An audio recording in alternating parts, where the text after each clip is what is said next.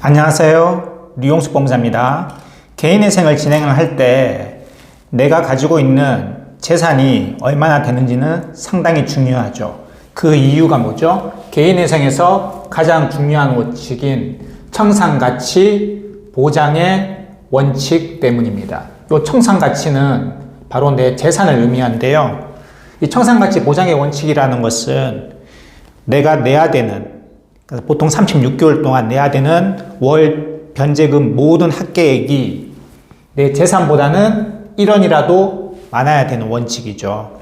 그렇기 때문에 이 재산이, 즉 청산가치가 높으면 높을수록 내가 내야 되는 월 변제금이 높아질 수밖에 없습니다.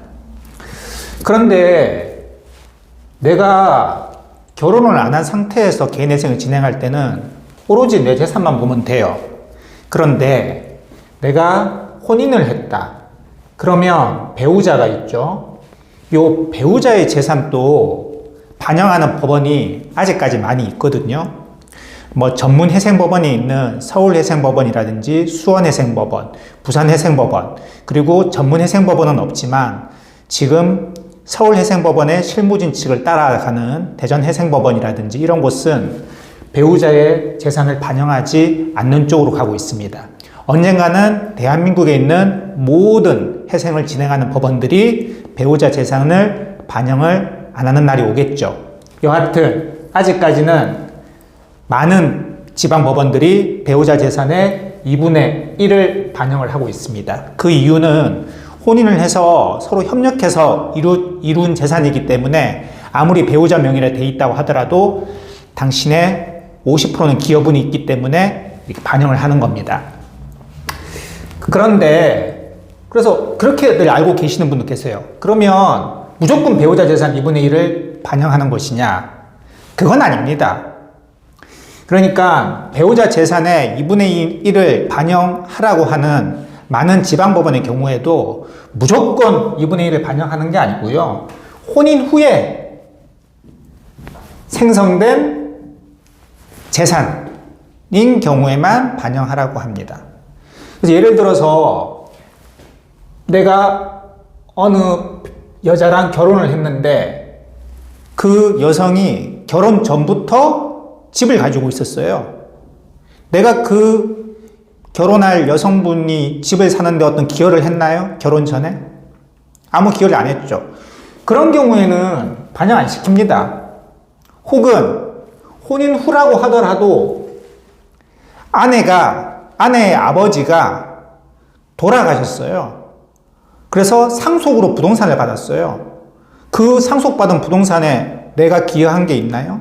없죠. 그런 경우에도 반영 안 시킵니다. 혹은 아내의 아버지가 아내에게 부동산을 증여를 했습니다. 그것도 내가 기여한 게 일절 없죠. 그런 경우에도 반영하지 않습니다.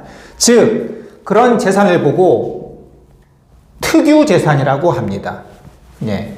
고유한 재산이란 얘기예요. 배우자의. 내가 어떤 기여도 안 한 겁니다. 그렇기 때문에 이제 지방법원에서 배우자 재산의 2분의 1을 반영하라고 하면 예, 알겠습니다 하고 그냥 반영시키면 안 돼요. 요게 배우자 명의이긴 하지만 요거는 이 재산은 장인으로부터 내 아내가 증여를 받은 것입니다. 혹은 상속을 받은 것입니다. 혹은 이 배우자 명의 부동산은 결혼 전부터 내 아내가 가지고 있었던 겁니다. 이런 거를 소명을 하셔가지고 빼야 됩니다. 그냥 기계적으로 배우자 재산 2분의 1을 반영하면 안 돼요.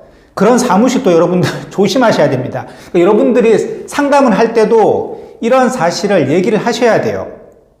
그냥 막연하게 대구지방법원 같은 경우는 배우자 재산 2분의 1 본다고 하던데 내 배우자 재산이 부동산이 있고 부동산이 한 10억인데 그럼 5억은 반영되는 거죠. 네, 이러면 안 된다고요.